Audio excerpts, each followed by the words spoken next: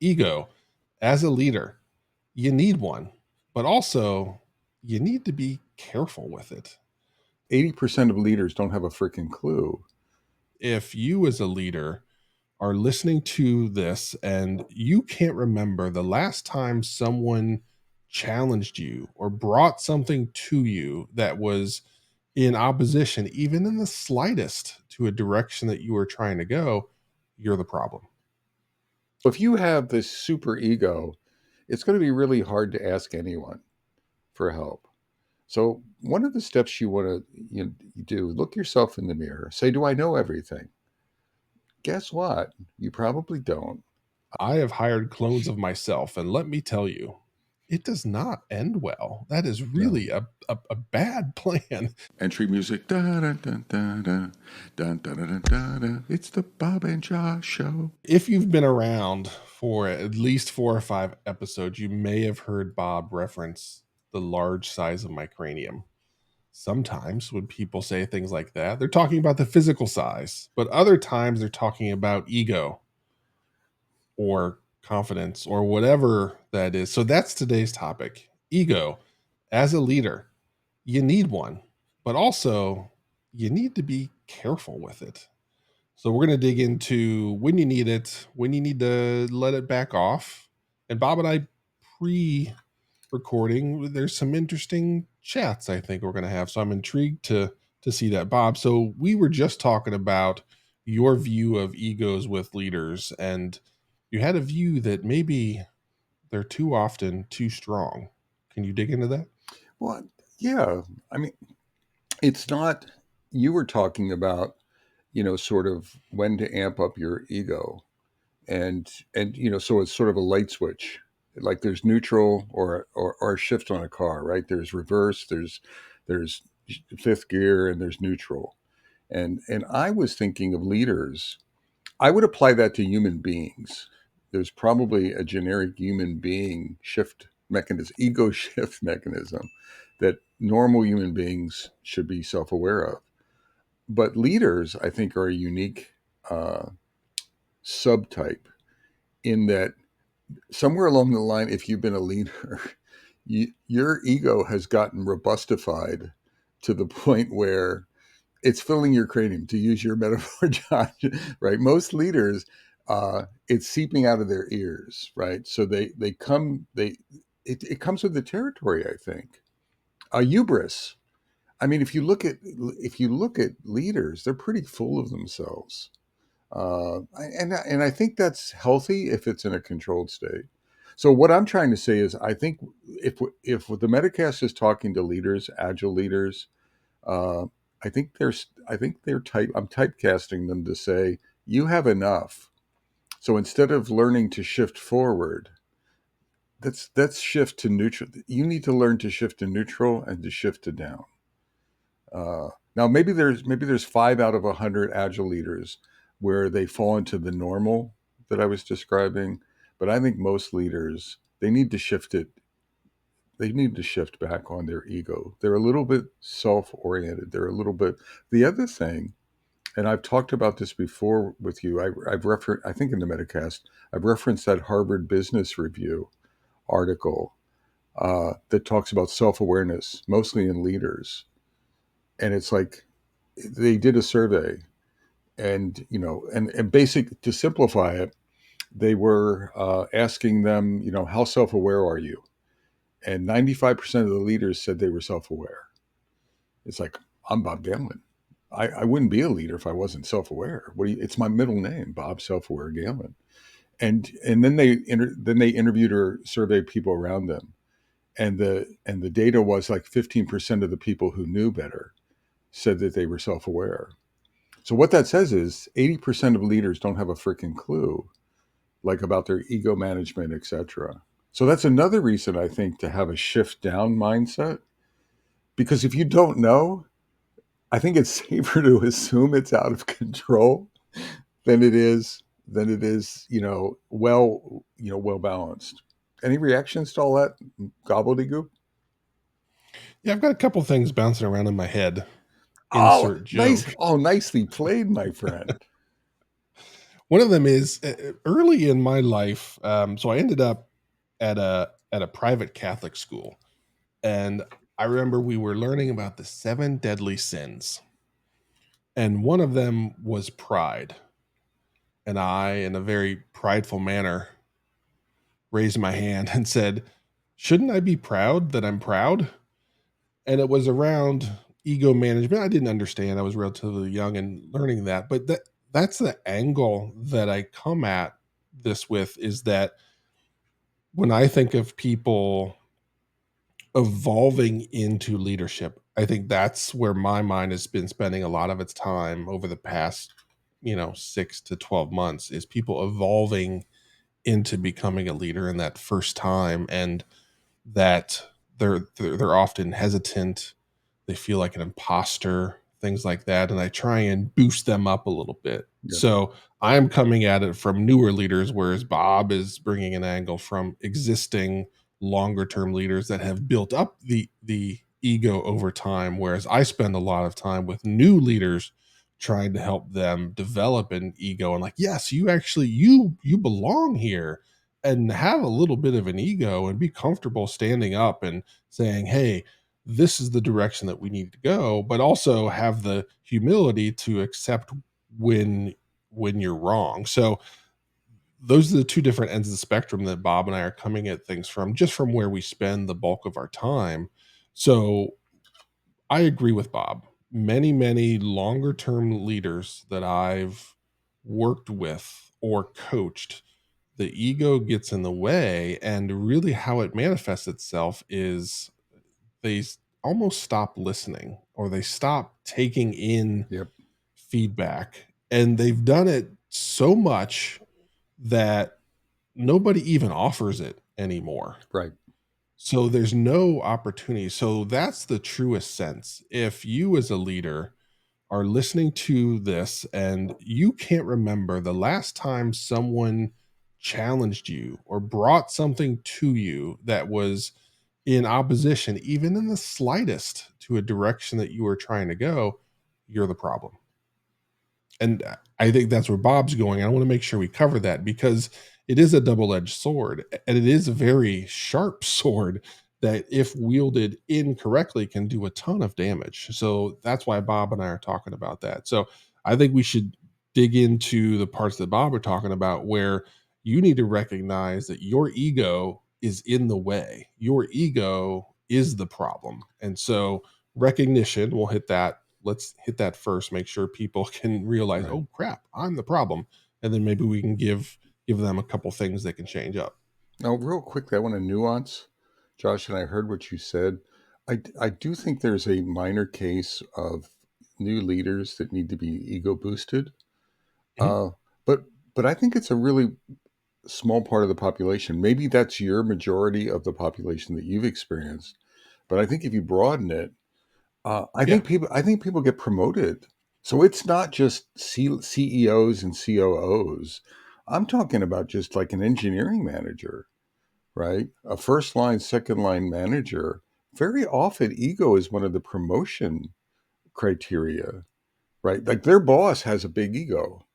So what they're looking for is people who have big egos, right? Who are driving results, who are confident, who are out there, who are Josh Andersons, right? Who are driving things, who have opinions, etc.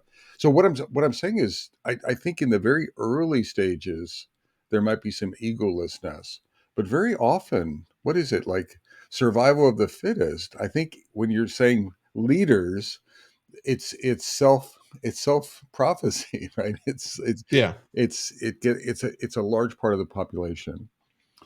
So bring me agreed. back, bring me back. What was the All right, question? so the area that we want to focus on first is just recognition. So one of the things that I brought up is the last time someone challenged you, even in the slightest way. If you can't recall that, then definitely your ego has gotten in the way, and no idea except your ideas have been deemed good, which is why you're not getting ideas from anywhere else. And I see this in a lot of places that I get hired in to coach. There's this, what, why isn't our engineering team coming up with this idea, or why do I have to always tell them what to do, or various things like that. And it's, it's not the team. It's you. So any other scenarios like that that you have that can help somebody that's listening recognize, again, I'm assuming you didn't do this with intent. I'm assuming you didn't set out to say my ego is going to be huge and it's going to get in the way and it's going to ruin the creativity of our organization. I'm going to assume that that's not who you are, given that you're listening to this. So See, what other I things are haven't. happening that might help people figure out? I mean, I'd like a general tactic. It's the same thing I talk about with self awareness. The Harvard Business Review article basically is saying 80% of leaders don't have a clue about how they're perceived. So then the first step is not some tactic. The first step is it's like, I'm Bob Galen, I'm an alcoholic, right? And I need help. So in that case, assume that you lack self awareness and just own it. And then you look at, well, how do I increase my self awareness? And I would say same thing with ego. Assume it's a say no one, you don't have to broadcast it in the newspaper. Just assume that you have a big honking ego and it's a problem. It's standing in your way, particularly with your teams. And then what do? Well, you stay quiet, right? You talk last. You listen. You ask people for what they think. You focus on psychological safety, creating safety. You show vulnerability, right? You show which is to me vulnerability is anti-ego because what you're saying is I am vulnerable. I have been wrong, right? I made this mistake before, and then what do you think should happen? So I think it's a lot of those are you leading to me ego? We were talking I think last week, Josh, about spatial orientation for leaders. Leading from the front, I think leading from the front is an egocentric view. And so another tactic is don't lead less from the front, lead more from the sides and from the back, which is trying to create an environment where people are doing that. So assume that you're ego driven. Don't beat yourself up, but assume that that's a problem and you need to work on it, and then start stepping back. So start stepping to the sides and the back more. What do you think? Yeah, there's one thing that I want to highlight there, because I've stepped into many a role where the previous leader was very ego driven. And there's an instance that I recall very clearly where someone came to me with a problem and they were expecting me to have an answer. And my first response was, well, what do you think we should do? Yep. And I remember the face, the vocal reaction to me asking that question. And that person struggled. And it wasn't their fault that they struggled. It was that that muscle hadn't been flexed in a long time. So when you start doing the Yeah. things that Bob mentioned, which are all the right things to do, where you start asking questions, you stop having all of the answers, you be vulnerable. Don't do it once and expect this magical change. You have to enable the teams to regrow that muscle, because you basically turned that muscle off for them. So they've not used that for potentially a very long time. So even with this is very important to me as a leader, that this is how I operate, and that people have that creativity and can solve problems, because that's just how I believe things scale best. But it took this team that had been beaten down for years, it took them weeks to get to a point where they regrew that muscle and they were often riding the bike again. Yes, it's like riding a bike, but still, first time you get on that bike after not being on one, you're going to be a little wobbly. You're not going to be confident. And that's the reality. So be patient, help coach your teams and your people through this transition, because not only are you going through a transition, but so are they, because you're changing the way the entire world works at your job, because you were very strongly driving everything. And now all of a sudden you're going to step back. That's a shock to the system. So you have to manage that effectively and be patient and create the space for all of your members of your team who are going to go through this transition at their own pace. You have to enable them to get through that and coach them through it and help them. So don't expect that it's going to be a flip of a switch. All right, so we've already talked a couple different times about different ways you can get coaching, you can get mentorship, you can do that with me. I just launched now a SaaS style monthly basis where once a month, or if you want to do it multiple times a month, we are going to build you a roadmap for your leadership. I can help you with your ego. Trust me, I can help you because I've got pretty good experience with it. So on a monthly basis, we are going to meet, we are going to talk about things that you want to tackle, things that you want to get better at. We're going to build a plan for that next month. You're going to execute it on it. Next month, we're going to come back. We're going to review the process, do it again. And oh, by the way, it comes with a bunch of free extras, free access to newsletter, free access to Discord. We're going to build a new paid tier to the Metacast. It's going to have bonus footage that's coming soon. So I'm very excited about that. So if you're listening to this and thinking, you know what, I would really like to get some help from Josh, now you can do it. Go to my website. The link will be in the description and you can get rolling right away. Now, I would say, Josh, yes, and uh, that you need to be a little bit egoless. So if you have this super ego, it's going to be really hard to ask anyone for help. So one of the steps you want to do, look yourself in the mirror, say, "Do I know everything?" Guess what? You probably don't. Do I need a little help here and there?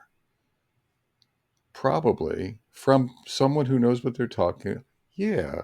So there's this. I think there's a step that people have to go to. Not so much funding, not so much revenue, but like convincing themselves and giving themselves permission to go get an advisor. And then there's a lot of stigma with that sometimes. There's a lot of folks are, maybe a little frightened about that. So everyone, this guy is a good guy. And I'm not just saying that, and he can help you. The only person in the world he can't help is me. I'm I'm And prob- I'm believe me, I've tried. I'm probably helpless. But other than that, and I'm being honest, but it's like you have to do your work. So like just going to Josh and saying, "Fix me, Josh," or "Solve this for me, Josh," is not going to be successful. It's this combination of you doing your part and Josh doing his part can create some really powerful magic. So consider reaching out. Yep. So I look forward to hearing from you and helping you achieve whatever goals you have. All right. Back to the episode. As you were talking, Josh, I was also thinking we are talking about it being team word. And I had the idea that I think it's not just a team word. So if I'm reducing let's say I've joined a leadership team that's a high ego driven leadership team. You've been parts of those.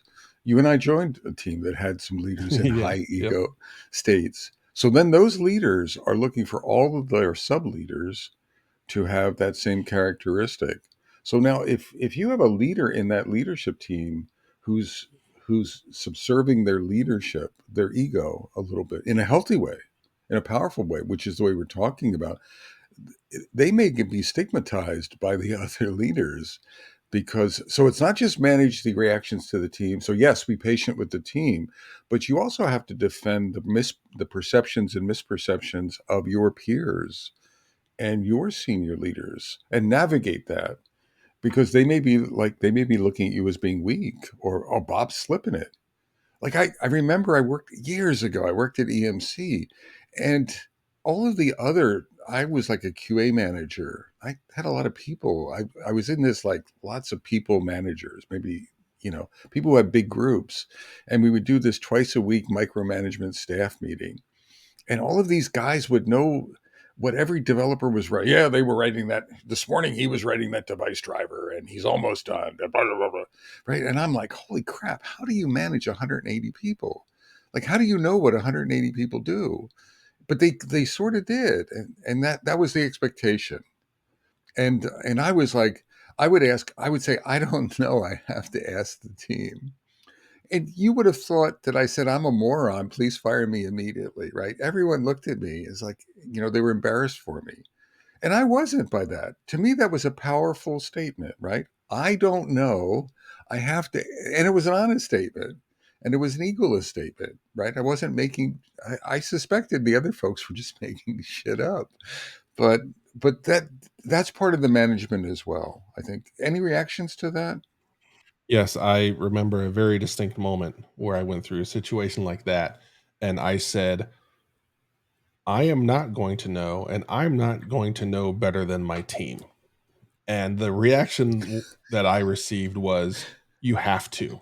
And I said, you can't. And if you think you do, you're lying to yourself. And this was Oh, to the VP who believed that whole situation, that the higher up, the higher up in the chain meant that you knew more than everybody and you were smarter yeah. than everybody. You had all of the answers. And I accepted reality that that was impossible. And there is no way that I can know No. as as perfectly well as somebody who spends their entire day working on this when I don't.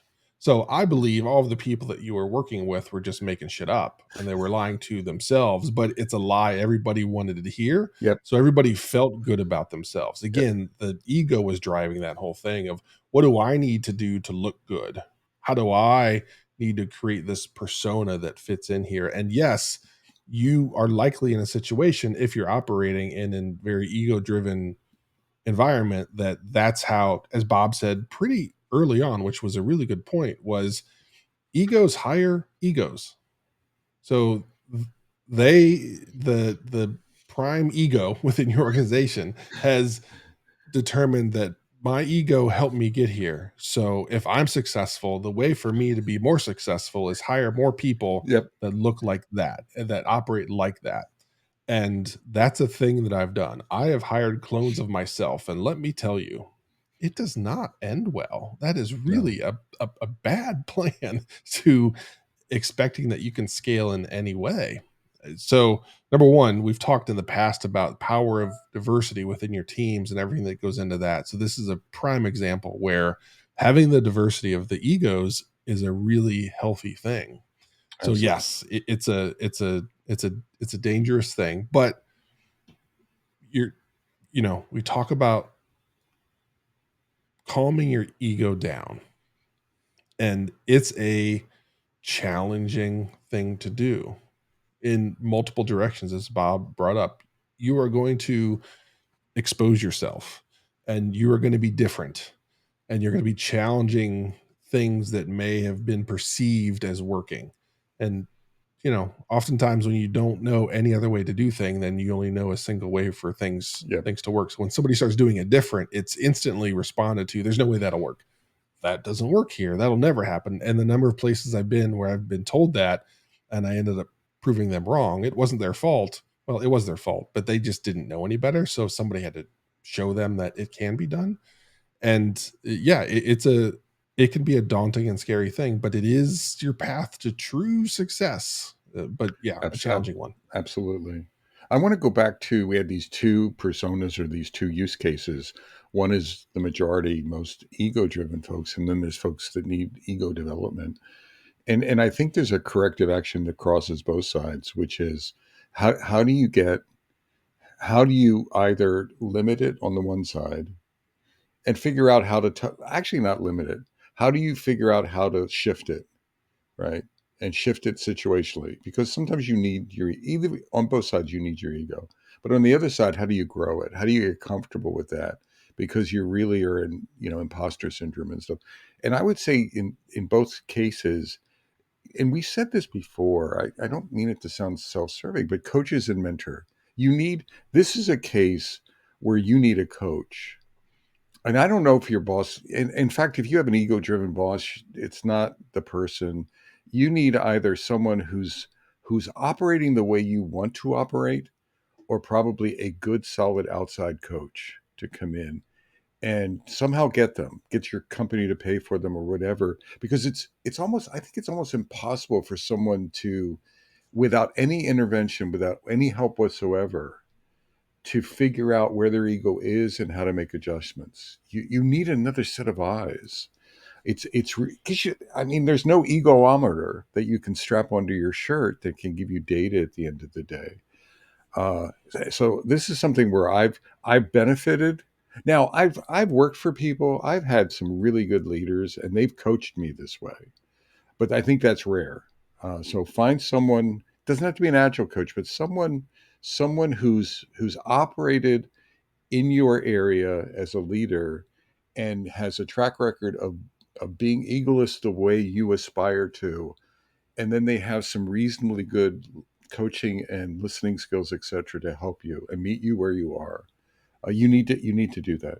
It's really hard to do it without that. Josh, I Yeah, don't know if I'm the, leaning in too hard into that. What do you think? no, no. Well, I mean, leaning in too hard would say, "Hey, you can hire me, or you can hire Josh."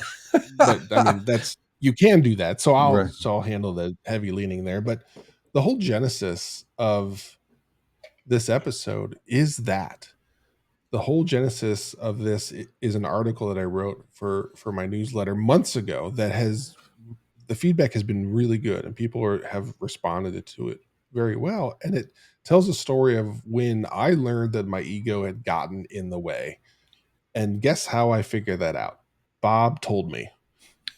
I was living through a situation where retrospectives with my team had just gotten stagnant, and we weren't driving the change, and I was frustrated. I was the VP and everybody rolled up to me, but I was also the agile coach. And Bob told me, Josh, you need to get out of the retros. Well, no, but I'm the agile coach. I'm the one that's helping them. And Bob would say, but you're the VP.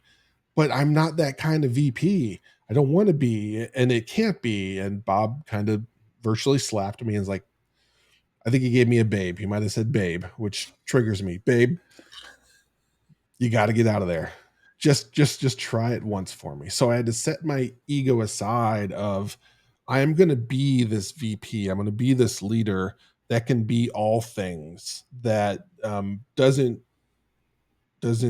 carry weight with the title. And I wasn't trying to carry weight with the title, but it doesn't matter how much I tried. The title carried weight. And that was a lesson. And I had to learn, I had to set my ego aside and say, hey, just give what Bob said a chance. Give it a try. And I tried it, and Bob was right. And I would have struggled, and I would have kept running my head into that wall trying to get the retrospectives better, healthier, whatever label you want to do, thinking that I was going to be able to make it happen. The most important thing I could do was extract myself out. But I didn't I'm not sure I would have figured that out if Bob hadn't had that chat. And so just that proves the point. That's why we're here. That's why we're talking about this. So yes, probably the most important thing that you can do is reach out to somebody. Reach out to someone like Bob or like me. There, I am sure there's somebody that you've worked with Yep. that you say, you know what, I kind of like how they lead. Let Yep. me just throw out a situation I'm struggling with and see what they say. Right? You don't have to hire somebody or whatever. Just ask questions. People are always happy to help. I want to clarify something quick, and I don't know if we're saying it this way, but I want to make sure. I don't want anyone who's listening. I don't want you to think so. You have a healthy ego. I don't want you to think of it as bad, or I don't want you to consider yourself an asshole or anything like that. It's you're just out of balance. So this episode, don't react to this episode. But we're not judging. What we're saying, there's this notion of a healthy ego. So it's that's fine. You don't have a you're not a bad person. You're not an ass. You may be just out of balance, and it may be limiting your effective leadership at a team level and at an organizational level. So that's the reevaluation. Don't get caught around the sort of the spool that says, "Oh, this is they're saying, it's bad to have." No, we all have an ego. It's how we balance and manage the ego, how we get insights, how we situationally respond to it. Real quick, another thing that you can do, everyone, um, maybe that would complement a coach or a mentor getting that, but you could also do it independently. And this would give you some insights. Is there's some surveys around, 360 surveys. I do one called the Leadership Circle Profile. I'm authorized to deliver that, but other people are. As I was thinking about this episode in line here, the leadership circle profile assessment will give you indications if it'll give you egocentric indications. It doesn't have an ego area, but I guarantee you it will, the data it collects in the areas that it collects, it'll tell you if your ego's like, it has an arrogance uh, area that is evaluated, and so that might give you an indication. And so and it's nice to get a, a academic assessment that has a lot of data behind it. Probably the a leadership circle profile has like 500,000 leaders that craft the data, so it's been out there. It has leaders that have built the database. The other thing is comparative agility is a family of it's a family that has assessment tools that experts contribute in areas. I've done one for agile coaching with Mark Summers, so I've contributed. It's a personal improvement assessment, but there's about 4 or 5 leadership ish assessments in there from different people, and that would be another way. I'm not sure if they're free. Some of them are free. The PIs, the personal improvements are free, and I think there's a leadership one in there, or one you may have to pay a little for. But again, it's you can get that data. That can be priceless, and it's something that you can look at yourself, and Yeah. take a look in the mirror. I Yeah, I go I ahead, want to Jeff. wrap this up, and I want to dig into healthy ego. I think you did a really good job of making sure people don't view ego as bad, which is the angle that I'm coming at with. Yep, One of the things, just on a personal note, that I'm working with is building confidence within my kids and talking to them about why confidence matters and the fact that they are likely going to in their life try and do something that's hard, and it'll be very easy for you to lose your confidence. So building that up, helping young folks learn how to have confidence and use that to help them achieve their goals and dreams. So I want to talk about where ego is important and where you should value it and where you should look into maybe I can even strengthen a little bit to help me be a better leader, because everything we've talked about up until now is that you are not being a good leader because of the ego. And I want to flip that around and say there are times when you need an ego and you need to be comfortable with it and you need to be a little bit proud of it, and it's okay. So that's something I want to make sure that we walk away with. Just as Bob said, it's not all bad. There are good things. So one of the things that you're going to have to do as a leader is you're going to have to stand up and set a direction. And that's one of the first places where you have to believe in what you're selling. You have to believe in the direction that you're setting. Number one, you should, back that up with facts and knowledge and experience so that you have something to believe in. But even if you have all of those things, and we've been running in this direction, and now as leader, you are saying, okay, we have learned, we have understood that we need to make a left turn. Here's why. Even when you have all of the facts, yep, even when you have everything backing you up, people are still going to scratch their head and say, but we've been going this way for a long time. Why are we going left? I don't understand it. Even though you've given them all the facts and all of the reasons and all of the validation that you've pulled together to prove to yourself this is the thing that we need to do, there's still going to be questions. And you need to have that confidence in the ego. Number one, to stand up there and say, hey, group, we're making a left-hand turn. yep, And number two, you're going to have to, again, field the questions and the concerns and the little bit of a panic that comes up with that. So that's where an ego backed by knowledge, backed by experience and data really helps you win. Otherwise, you're going to quickly course correct. And by course correct, I mean go back to the way things have always been done. And then everybody continues to get frustrated because it's the way things have always been done. Some people might be comfortable there, but people that want to improve or grow aren't going to improve or grow because you're just doing the same thing over and over again. So, Bob, thoughts on where ego helps you win as a leader?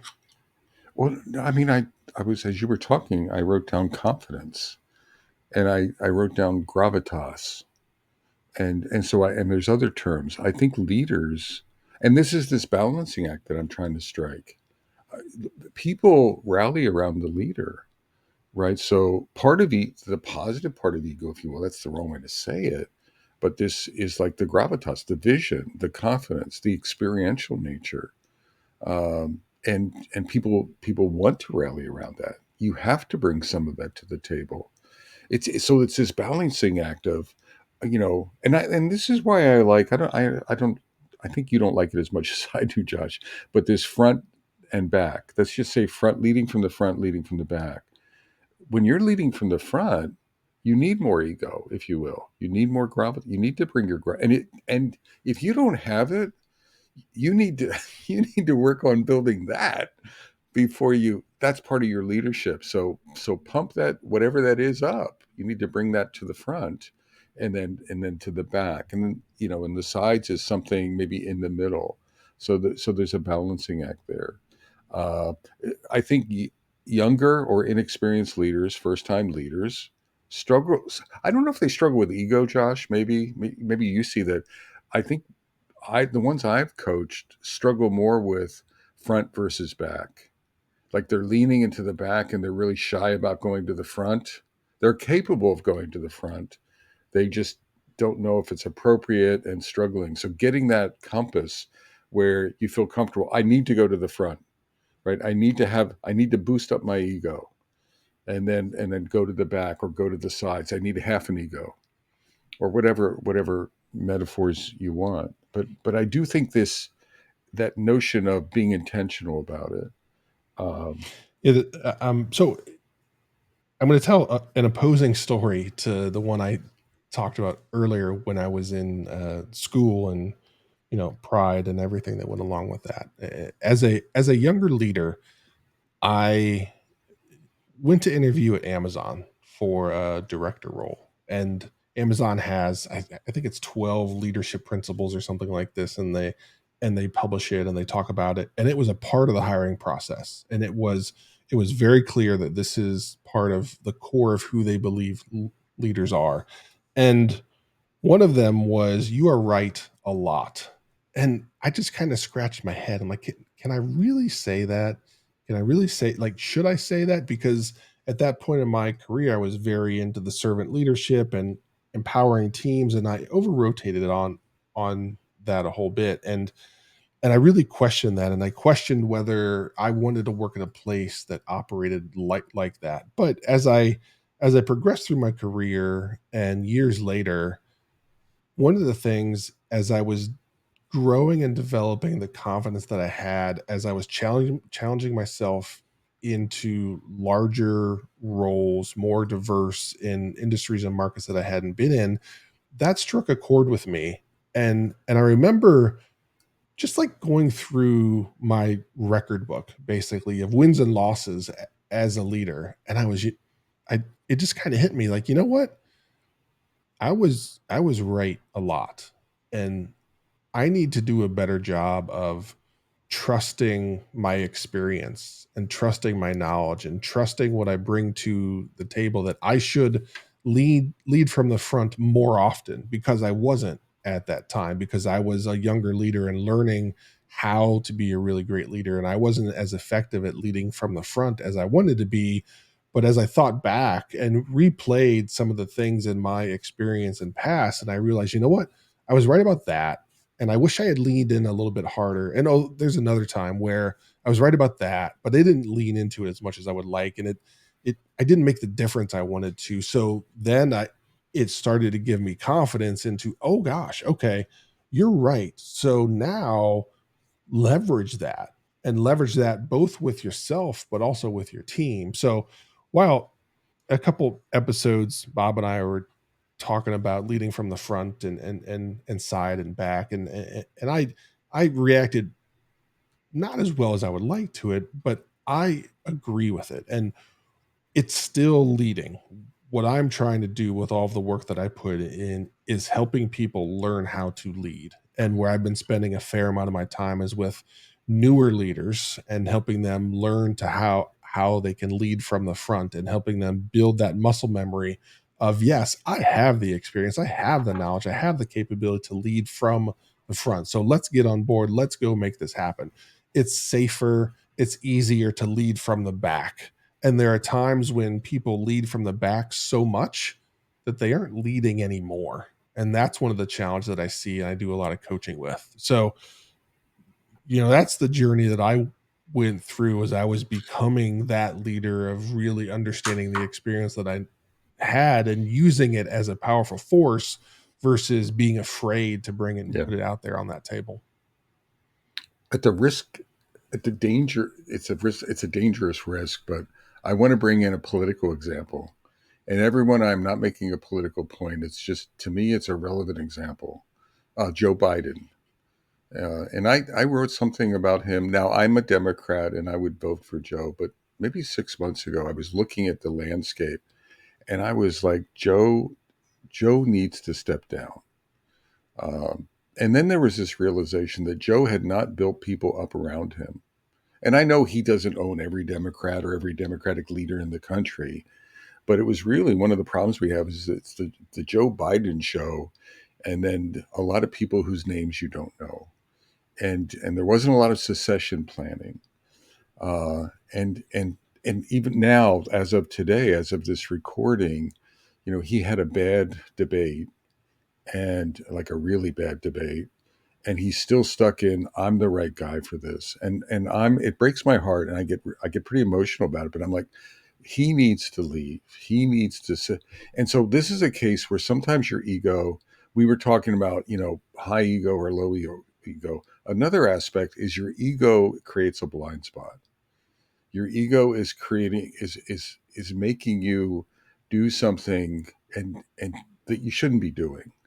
In his case, he should be stepping down, and people shouldn't be, and then find someone else and developing someone else. Succession planning, another part of that is succession planning in business. Uh, I really think he was so focused on himself that um, he didn't think about Kamala Harris or other folks. What is he doing to build her up into that role, to have a succession plan? And I think that's a responsibility of a leader. Ruth Bader Ginsburg did the same. I think she let her ego get in her way a little bit and she hung on a little too long. So I'm using this. Sometimes your ego gets in the way of reality, it gets in the way of what's right. And it starts getting into a place where it's getting messy and you're doing damage and you don't know it. And again, this is a place where a coach, someone you trust, can help you. Um, in Joe's case, I think his family is like right there behind him. So sometimes it's not someone who's close to you; it's someone who is Yeah. further away from you, because the folks close to you are giving you the wrong feedback. So I wanted to bring that up. I'm not trying to get political, but I've seen this in organizations, in succession planning, in building the team around you. So, what stands in the way of a lot of leaders building the group around them? I think it's their ego sometimes. Oh, I can handle this. No, maybe you can now, and that's fine. But what are you doing to build folks around you so that you can leave, so that you could retire, etc.? Josh, is there any reactions to that one? Yeah, it's going to sound salesy. Bob and I don't like to be salesy, but this is when an outsider really is beneficial. An outsider that you can share experience with and just get a separate view, because so many of the situations, as you look at politics, it's very, you know, compartmentalized, and it's this group, and there's not a lot of welcoming of differing thoughts. Yeah, So being confident enough in yourself to reach out and get a completely different third party view of what's going on, that in no way benefits by the success that you have or you don't have. I think that's a situation, is that there becomes a industry built around someone like Joe Biden or someone like a president, right? There's a whole group of people that are furthering their career yep, or yep. adding success to their life because of the success of this thing. So threatening that by suggesting something different becomes a dangerous thing. So having that third party that can truly look in and listen and give you an honest view of, hey, this is what I think, and here's the thing that you could try. That's There's great power in that. So Bob and I have talked about mentors in the past. Please, if you don't have one, be working on finding someone, working with someone to be that person that you can just reach out to. I am lucky Bob fell in my lap. and here it is, and I can reach out to Bob whenever. I didn't go seek that. Again, I got really lucky with that. But not everybody's going to have that happen. So reach out to someone like myself, someone like Bob. There's a ton of people out there that want to help. So please make that happen. I think you'll find it just helps you along your path very effectively. Real quickly, Josh, there's this thing Yeah. called I think it's called the Peter Principle, and the Peter Yeah. Principle is people get promoted to their level of incompetence. That so it's and you know sort of don't know it. You don't know it. You don't know it. You're feeling really good about yourself. So I think this is a variation of ego, and I wanted to just throw this out there. Right. So, oh, I was promoted. I must be good. Oh, I was promoted again. I must be good. Oh, I was promoted again. And you are good. But folks, that doesn't necessarily mean you can do the next job. And then you get then you go into a job and it's like and you think you're, God's gift or whatever and ego and you're failing miserably and you don't know that. So it's this thing of getting how do you break through that cycle? And your leader should be not doing that to you, but very often they're not doing feedback very well and radical candor very well, and I think that's a common pattern. I've seen that. I've seen that literally hundreds of times, and it's happened to me. There's again your ego. Some you need to know what you can and can't do. Like you do not want me to be president of the United States. Trust me, right? So there's a limit. You probably don't want me being the CEO of most companies. There's a limit, right? Or whatever it is. So being self-limiting as well, like in a positive way. So that Peter Yeah. principle is a dynamic. Go ahead, Josh. Yeah. Think about the number of people that have been promoted to a position, worked in that position for, a reasonable amount of time, 1, 2, 3, 5 years. And at some point in that journey said, you know what? I don't want to do this. This is not for me. I actually want to go back to what I was doing. I bet that number is very low. I bet it's close to that 20% number that Bob talked about, where 80% of the people, they don't understand the ego that they have. Yep. And the only path is forward. And there's no, gosh, maybe I'm not great at this. Maybe I should go back to a thing that I'm great at. So I can think of 3 people in my career that have done something like that, where I've promoted them and they went into a role, and after some number of years they said, I'd like to opt out of this. I'd like to go back to the thing that I was doing, because while this is cool and yes, the responsibility and blah blah blah is nice, it's not for me. That's a pretty rare thing, and that takes an awareness that not most people have, that if your ego is overpowering things, you're not going to recognize that. So that just further supports all the things that Bob has been saying here. Absolutely. And I think of that as very positive. Most people don't. To me, Yeah. that's part of that egolessness or and that self-awareness. I've demoted myself 3 times in my career. And I was really I was really pleased with that. And again, I'm a little different. As Joshua attests, I'm a bit of a different animal. Uh, but it was that look in the mirror. It was actually part of a succession plan. So I kept my coaching role, but I took away my leadership role and I promoted someone else because I was burning out a little bit. And so that's part of the dynamics that we're suggesting here. Josh, I think we covered this topic. How do you feel? I feel pretty good if I can put my ego in check and just assume that every episode we create is the best episode in the history of podcasting. Josh, come on. Come But on. but Shift down, my friend. Shift oh, down. Come okay. on, shift it Sorry. back. Sorry. Yes, Bob, I think we did a pretty good job of covering the topic. All right. Everyone, healthy, maybe the best metaphor is healthy ego. Look in the mirror, get some help, ask yourself, am I shifting my ego in a healthy way? And don't beat yourself up, but be honest with yourself and be aware that probably most of us lean it forward too much. So be prepared to lean it back a bit. With that being said, from beautiful downtown Cary, North Carolina, and beautiful downtown Fuquay-Varina, North Carolina. I'm Bob the Hitman Galen. And I'm Josh the The I don't know animal. what. The And oh, the animal. animal. Yeah, okay. Yeah, I'm Josh the Animal Anderson. Shake. And bake. Take care, y'all.